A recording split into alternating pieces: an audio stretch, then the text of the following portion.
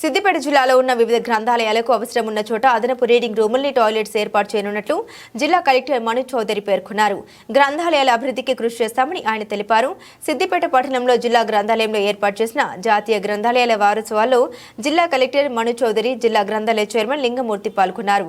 జిల్లా గ్రంథాలయానికి వచ్చి వివిధ కాంపిటీషన్ ఎగ్జామ్లకు ప్రిపేర్ అయ్యే నిరుద్యోగులకు మధ్యాహ్న భోజనం ఏర్పాటు చేయడానికి కృషి చేయనున్నట్లు గ్రంథాలయ చైర్మన్ తెలిపారు. దుబ్బాకలో గ్రంథాలయ ఏర్పాటుకు కృషి చేస్తామని వారు తెలిపారు.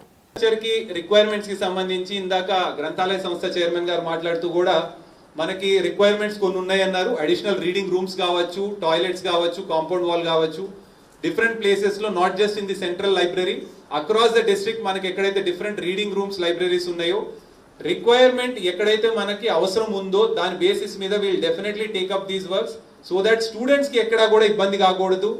డెఫినెట్ గా వర్క్స్ టేకప్ చేసి త్వరగానే కంప్లీట్ చేసే విధంగా కూడా చూస్తాము.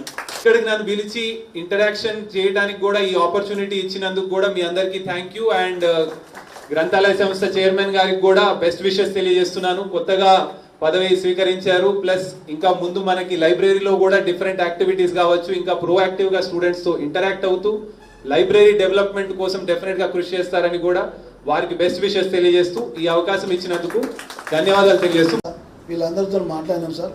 పోయినసారి అట కొద్దిగా వీళ్ళకి మధ్యాహ్నం లంచ్ పెట్టిరట, మళ్ళీ పెడితే బాగుండనేటువంటి అభిప్రాయం చెప్పారు. ఈ విషయాన్ని మన మంత్రివర్యులు పొన్నం ప్రభాకరన్న గారి దృష్టికి కూడా చెప్పడం జరిగింది. మేము కలెక్టర్ గారు ఇట్లా అందరూ మాట్లాడి నిర్ణయం తీసుకుంటామని వారు కూడా చెప్పడం జరిగింది. అది సాధ్యాసాధ్యాలు ఏదో మరి ఎంత ఎట్లయింది, ఎందుకైంది, అప్పుడు ఎందుకు బంద్ అయింది అనే విషయం కూడా నేను కూడా కొత్తగా నచ్చిన కాబట్టి వివరంగా తెలియదు. మీరు తెలుసుకోవాలనుకుంటే 5 విషయాలు తెలుస్తుంది. మళ్ళీ మనం ఎట్లా వీళ్ళను మనం లంచ్ వీళ్ళకు ఇప్పేవాళ్ళు ఎక్కడ దుబ్బాక నుంచి అమ్మాయిలు సైకిల్ మోటార్ల మీద బస్సులో లంచ్ ఇక్కడ చదువుతారట.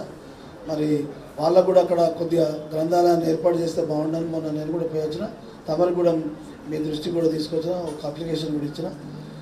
మిడిదొడ్డిది దుబ్బాకది ఇంకా అంటే ఇక్కడికి అంతా ఫ్లోటింగ్ ఉండకుండా మండల నియోజకవర్గాల హెడ్ క్వార్టర్స్లో కూడా కొద్దిగా ఫెసిలిటీస్ ఉంటే పిల్లలు అంతా ఇక్కడికి వచ్చి ఇబ్బందులు పడకుండా, టైం వేస్ట్, రోడ్ ప్రమాదాలు కావచ్చు, ఏదైనా కావచ్చు, అవి రాకుండా వాళ్ళకి అక్కడనే సౌకర్యాలు ఏర్పాటు చేస్తే చదివే అవకాశం ఉంది.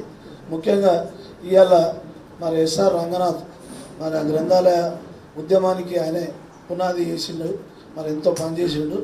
వారి జ్ఞాపకార్థం కూడా ఇవాళ చాచా నెహ్రూ 135వ పుట్టినరోజు.